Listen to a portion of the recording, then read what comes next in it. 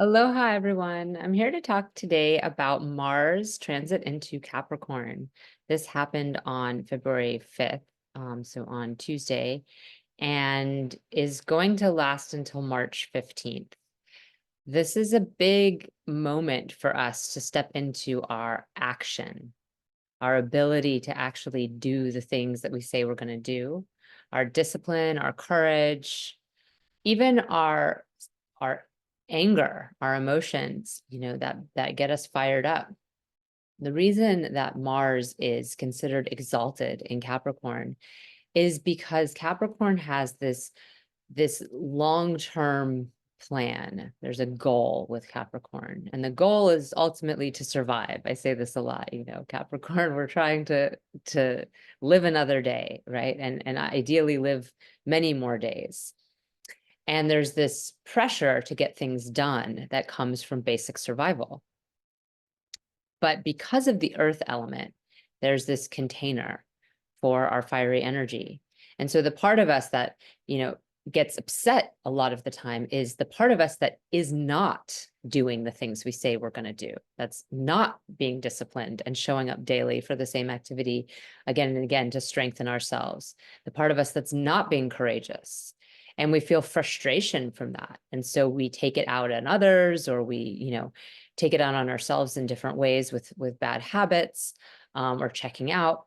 And really it depends on, where Mars is, what the level of intelligence he's operating with is, in what sign he's in, but also where it is in our chart, right? And what Mars means for each of us, which is going to be different for all of us.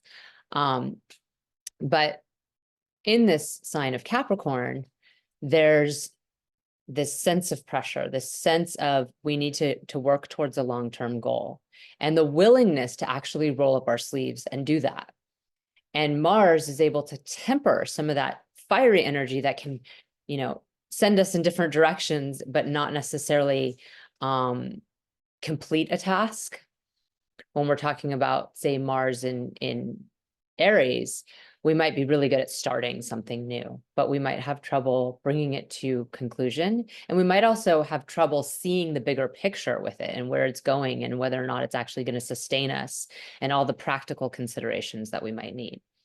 Mars in his other sign of Scorpio has a quality of finishing, right? Scorpio is a sign that's fixed, and it's bringing things to a conclusion.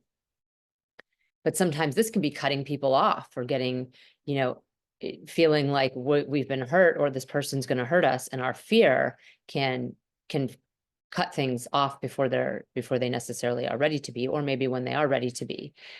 But it's more of an emotional sign, and it's not going to take us in a specific direction towards something. Now, in the other earth signs, we can struggle because Mars is maybe getting lost along the way in Taurus for our pleasure, seeking pleasure over results. And in Virgo, we can wind ourselves in circles, just trying to make everything perfect, to make everything clean, and we wear out that part of us. But because Capricorn focuses on the essentials, it focuses on that part of us that is trying to survive and keep the food in our belly, a shelter over our head, clothes on our back, but not necessarily fancy clothes, not getting stuck in the fanciest restaurant eating, but allowing it to be sort of bare bones. Mars's energy doesn't get wore out on these extras, these things that are extra, but the earth container holds it in a direction towards something. And Saturn's slowing energy can actually be helpful because Mars can be very quick. So this is a placement where we feel a lot of tenacity. We have a capacity to stick with something and keep doing it and really see the results, particularly, and I'm going to share my screen really quick, or not really quick, at the pace that it takes to happen. Embodying the Mars and Capricorn here. But right now, Mars is in Uttarashadha, which is about the victory or the results that we receive from having put in hard effort. So we reap some reward, and yet we still have to keep going. We can look at this like almost from, Purvashadha and Uttarashadha are sister signs. They're the earlier victory and the later one. And with Purvashada, we're planting seeds and watering them, and that's the victory. In Uttarashadha, we can receive some harvest, right? We can receive some fruits off the tree, perhaps, but we also still need to continue to mulch the tree and make sure it's watered and continue to do all the things that we do to continue the work, the growing. We don't just stop, take everything off, and then say, okay, forget about that tree, right? We have to keep working towards it in order to continue to yield the results. So there's this quality here in Uttarashadha that can be really powerful for us. And we can also see that at this moment in time, you know, Mercury just moved in last week into Capricorn. So we have Mercury, Mars, and the Sun all in this place.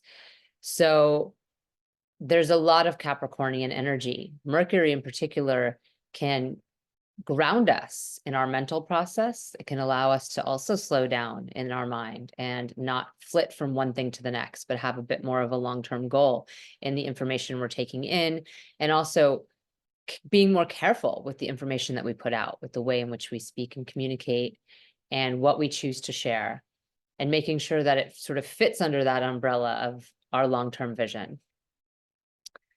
The sun is a little more challenged here in this sign because we're not able to shine our brightest and connect maybe as closely to source because we're so humbled and close to the ground. Saturn humbles us, right? He brings us to our knees, quite literally.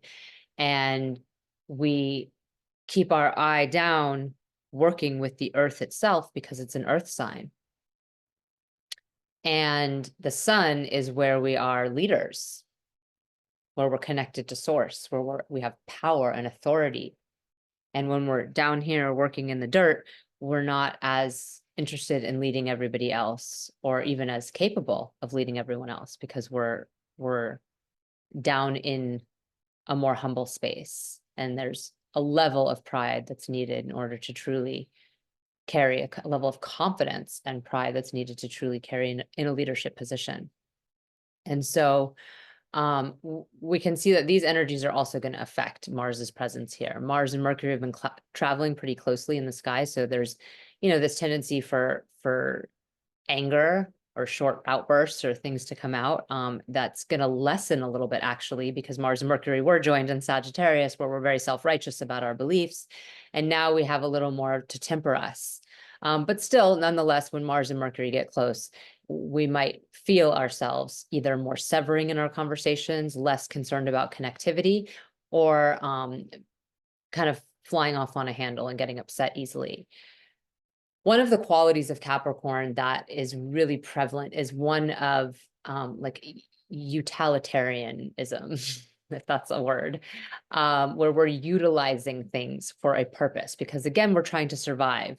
There's not a lot of time to stop and smell the roses. There's also not a lot of time for niceties, right? There's not a lot of time for like extra conversation or extra words, right? We're looking to get a goal done. So the conversation can be very utilitarian, and sometimes having a lot of planets in this place, we can feel that energy. When Venus transits in, we'll certainly feel that in our relationships, that it's almost like a quality of using people, or that's how it can feel.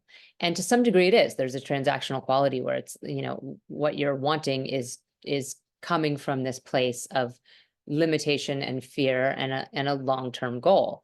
The thing is that it's intelligent limitation and fear, right? And intelligent practical considerations that are actually going to usurp the joy and happiness anyway, if we don't pay attention to them. So there's a cautionary action in Capricorn that's actually quite a blessing with certain planets, and with others not as much, right? Like I said with the sun. So I'm going to just fast forward us here to see, like, in a week from now. No, it actually really seems, no, okay. On the 11th of February, Venus is moving in to join this Capricornian party, and the sun is still there. So we have another two that have been traveling, which is Venus and Mars. And these two can be often at odds with each other, right? There's this quality of wanting to connect and wanting to have all this passion and love, and then also wanting to separate and individuate and have our own experience. And this person's keeping me from my discipline, or this person's, you know, keeping me from my capacity to act in courage.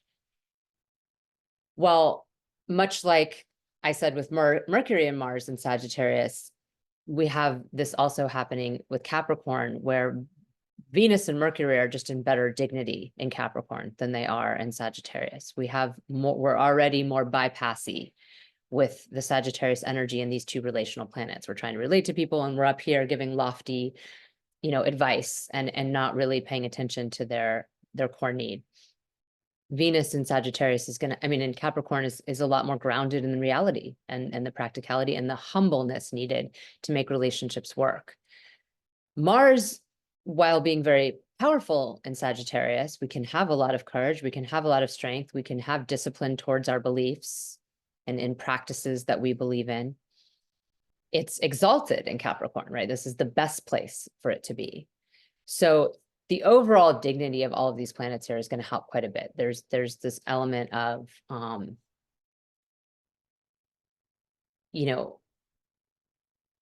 just being just so many planets in one place, not necessarily being a quote unquote good thing. It can just be too much energy in one house. And particularly exalted planets don't necessarily need everyone else around. They're kind of just trying to do their thing. So the extra communication, the extra relating might not be as helpful for getting the job done. But it can also bring in elements of a longer term vision, in the sense that it brings others into the picture, it brings other people and parties into the picture. And while Mars and Venus together can get very spicy and sexual, with this sort of makeup and breakup type of vibration, in Capricorn, it's a little bit less like that, because there's that caution, there's that long-term vision, and there's that humbleness and willingness to really look at what's real and where we're at with that. So overall, this is a time where we can get a lot accomplished, and we can even bring other people into what we're doing, or we can join other people in what they're doing. We can help each other accomplish our long-term goals, and perhaps not be as much leaders, not be as much of a, this is my show and this is what I'm doing, but allow ourselves to be in this state of more of a egalitarian, or at least not such top-down leadership.